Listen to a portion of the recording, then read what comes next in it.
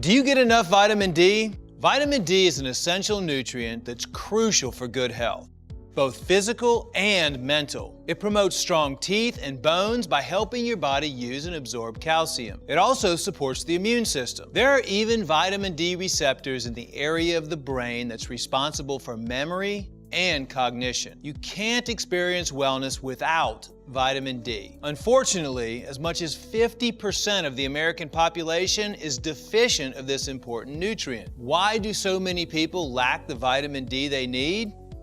Well, vitamin D is different from other vitamins. Your body can actually produce it if your skin is exposed to sunlight, specifically UVB rays. But a lot of people don't spend enough time in the sun. And there aren't many foods that are good, natural sources of vitamin D. Even the Vitamin D Council warns that food alone won't provide you enough. So if you feel fatigued or have aches, if your immune system is weak, even if you don't feel happy, these are all potential signs you're not getting enough vitamin D.